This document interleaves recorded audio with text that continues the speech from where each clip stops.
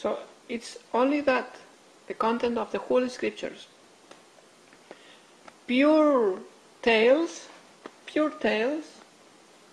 about the ultimate truth and reality, from Jehovah to Shiva, doesn't matter. And then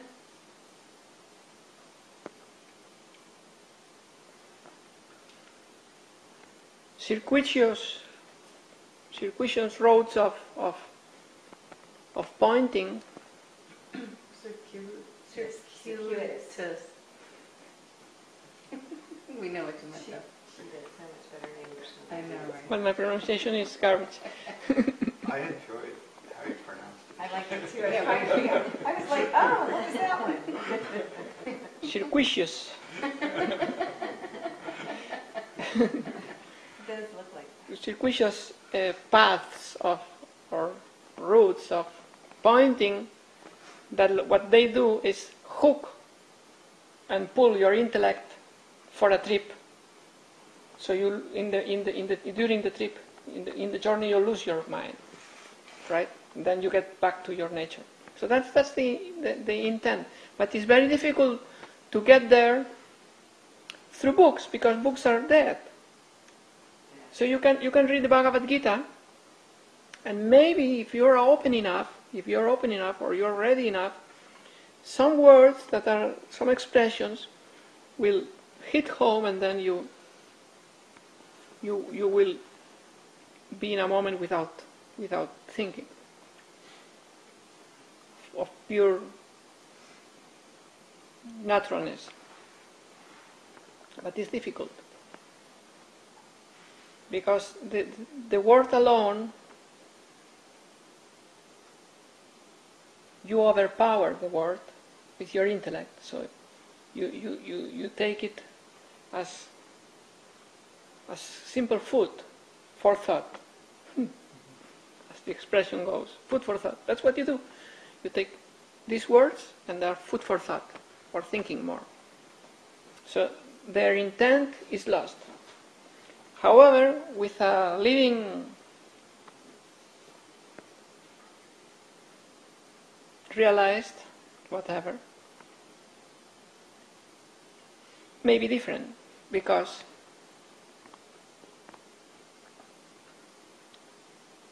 being live, the expression can possibly more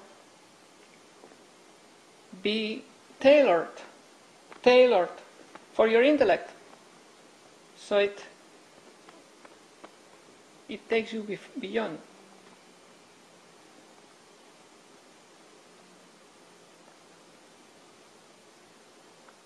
So words that are tailored to destroy your intellect.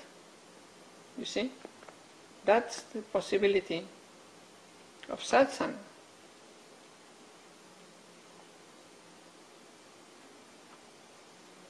The one-on-one, the more we distance is a verb, distance. The more we distance from the live interaction with a realized teacher,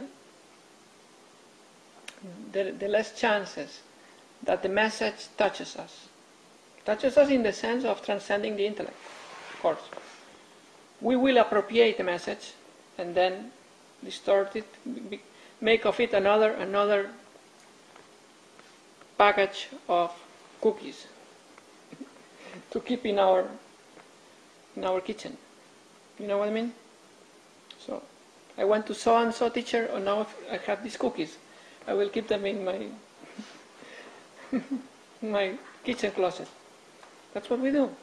So then it has no power to transform anymore, to release you, to liberate. Because you overpower, you dominate the message with your intellect.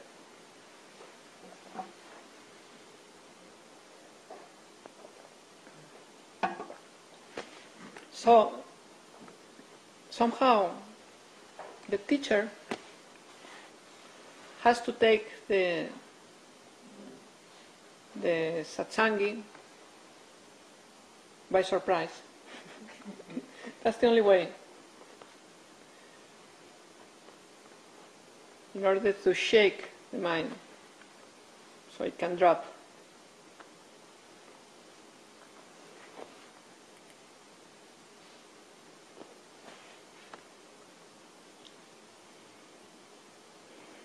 So you have to understand things that are totally temporary and disposable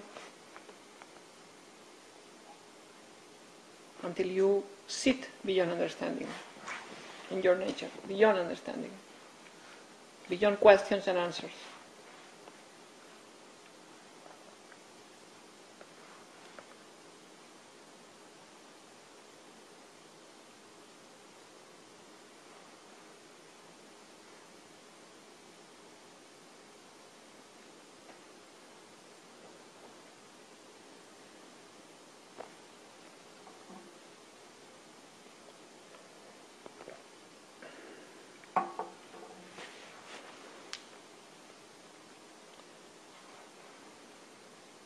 Now there's another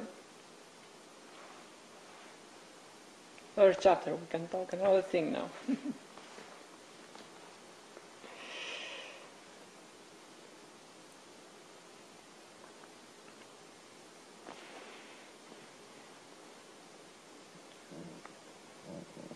Some teachers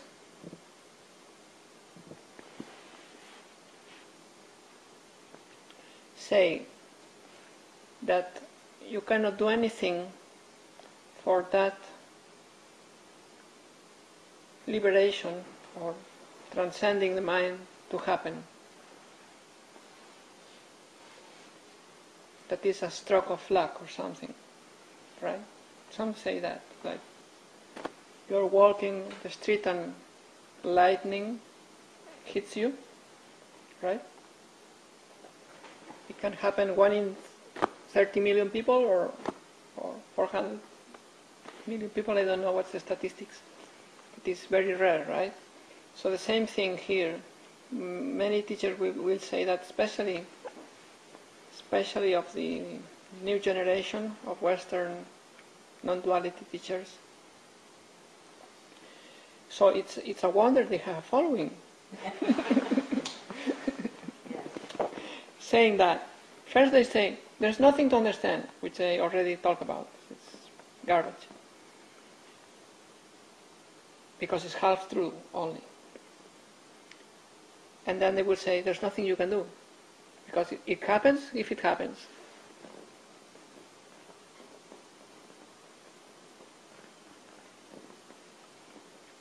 That's a good approach, which is not true again. But it works, it can work, paradoxically again, and it's another paradox, it can work because the effect of that message is that you drop your expectations. If it really hits you, that message, you can do nothing, okay. So, the ego of the seeker gets deflated. But that's good. Because the more deflated it is, this ego of the seeker, the more you rest in your nature.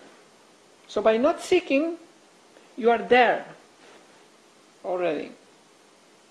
Because seeking is what takes you out. Just the activity of thought.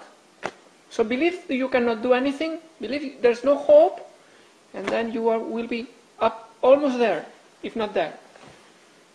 Be totally hopeless, and then you are totally there. You see? That's the approach of some of these teachers, that they know what they're saying, that is false, but it works.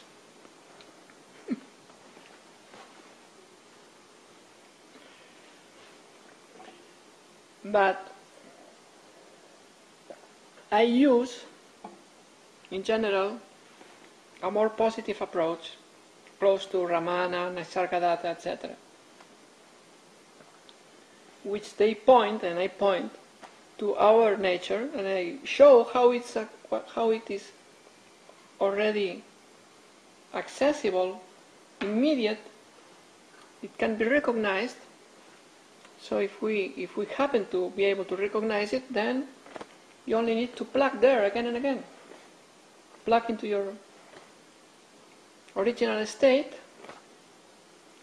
and let it happen, let it shine, let it be.